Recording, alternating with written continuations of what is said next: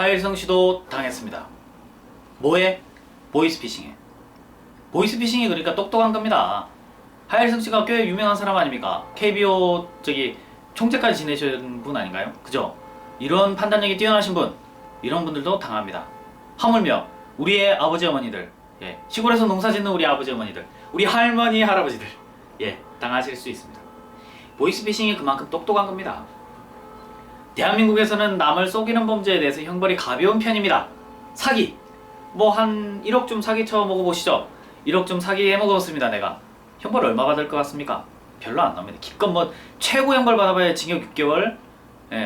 그것도 생애 최초의 범죄이면 바로 깎여가지고 집행유예 바로 튀어나와요. 꼼짝없습니다. 꼼짝없어요. 우리나라 형벌은 사람을 속이는 범죄에 대해서 아주 관대합니다. 사실 사람을 속여 먹어도 괜찮아요. 거짓말 칠칠칠 해도 돼요. 법정에서 증언 마음껏 하잖아요. 위증죄로 잡기 정말 어려워요. 검사님들이 위증죄 잡으려다가는 아마 흰머리 다 날 겁니다. 아니면 대머리가 돼버리든지. 위증죄 잡기가 어려워요. 거짓말하는 것이 얼마나 사회 전체적으로 이게 횡행해 있는지 참 힘듭니다. 하일성 씨도 당했습니다. 보이스피싱. 보이스피싱은 사람을 속이는 거죠. 실제로는 어떤 은행이나 경찰청이나 국세청이 아님에도 불구하고 그 사람을 속여서 돈을 가로채는 범죄죠. 그 돈을 가로챌 때 쓰이는 통장은 어떻게 구한 통장입니까? 중국인 관광객 또는 외국인 관광객 또는 노숙자 이런 사람들로부터 통장을 개설해서 빌리는 겁니다. 통장을 빌려주는 범죄, 이것도 범죄가 됩니다. 전자금융거래법 위반이라 해가지고 통장을 빌려주는 것 또는 대여해주는 것, 파는 것, 이런 것들이 모두 범죄로 됩니다. 그래서 통장을 빌려주고 싶은 유혹에 빠지시면 안 돼요. 그거 했다가 공범으로 엮입니다. 제가 아는 어떤 분, 조선족이십니다. 국적은 중국인이죠. 우리는 조선족이라는 표현을 쓰는데 조선족이라는 건 법률 용어가 아니죠. 사실은 뭡니까? 중국인이죠. 외국인이면 외국인. 외국인이면서 조선족, 중국 내에 있는 조선자치구 또는 우리말을 할 줄 아는 사람을 조선족이라고 일컫죠. 그런 조선족들은 사실은 우리나라에 뿌리가 있습니다. 그래서 그분들의 부모님들은 대한민국에 귀화를 할 수 있어요. 대한민국에 국적 회복 청구를 할 수 있습니다. 국적 회복과 귀화는 그 개념이 다른데요.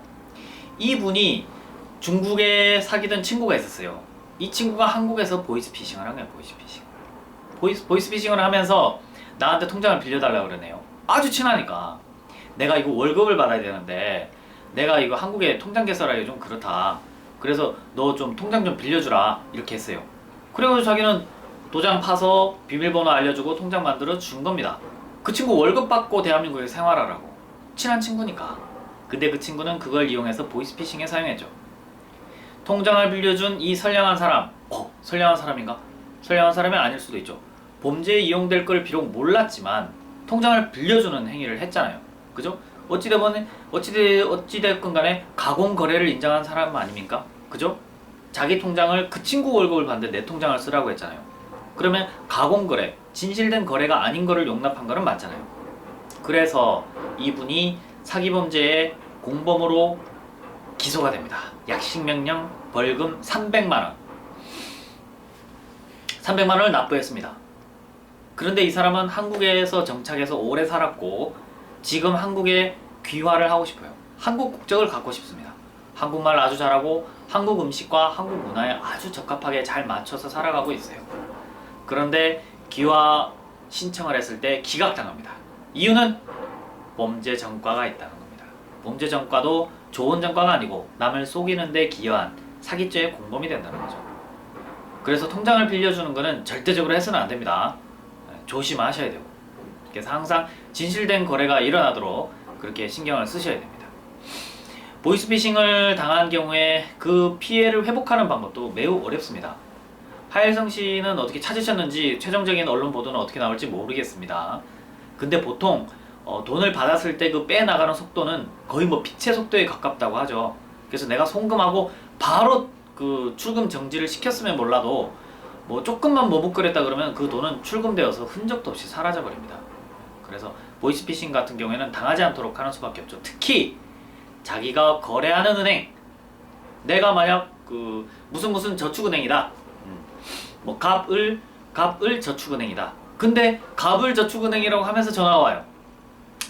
갑을 저축은행 재무담당자 김갑동 대리입니다. 아이고 안녕하세요. 아이고 김갑동 씨 안녕하세요. 제가 저기 무슨 사고가 있어가지고 이거 계좌를 좀 잠깐 옮겨 놓으셔야 되겠는데요. 여기로 빨리 송금해 주셔야 되겠는데요. 가상계좌 안전하니까요. 뭐 걱정하지 마시고 옮기신 다음에 저희가 뭐 한 2시간 뒤에 다시 확인하시면 다시 계좌로 복귀된 거 아실 수 있을 겁니다. 이렇게 자세하고 아주 맑은 목소리로 하면은 홀딱 넘어가는 겁니다.